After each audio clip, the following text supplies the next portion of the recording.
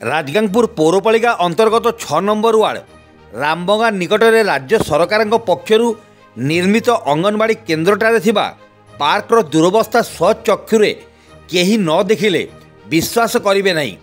Park भितर अति अपरिष्कार परित्यक्त मैला खोला टांकी पानी भितरे 2.5 वर्षर शिशुपुत्र पड़ी मृत्युवरण करिथिबा पुलिस प्रशासन को कौन सूचना न दी माटी तले पोती अंतिम क्रिया परिवार लोक पक्षर करा जायतिबा सूचना पाई राजगांगपुर थाना एसआई दमयंती महांतों नेतृत्व में पुलिस टीम और मजिस्ट्रेट उपस्थिति रे परिवार लोकों सहयोग माटी तलू शव बाहर करा जाई राजगांगपुर सरकारी डाक्तरखाना रे शव व्यवच्छेद करिया परे परिवार लोकों हस्तांतर करा जायतिला।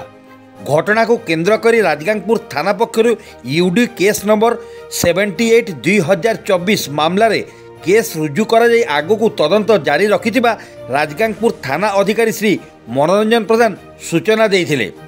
शव व्यवच्छेद रिपोर्ट आसिया पर सत्य सामना को आसियो बोली साधारण रे मत प्रकाश पाइछि। प्रथम एठारे प्रश्न उठे भूल कहार 2.5 वर्षर निष्पाप शिशुपुत्र ऋषभ साउर भूल कौन? प्राय 1.5 वर्षर ऊर्ध्व हेब रामबंगान अंगनवाड़ी केन्द्र अर्ध निर्मित अवस्था भूतकटिश चारिआडे बणबुदा केन्द्र गृह मध्य गछ साप विभिन्न प्रकार विषाक्त कीटपतंग निकटरे पार्क ठारे अति अपरिष्कार गोलिया मैला पानी भर्ती खोला टांकी पाई दायी किए?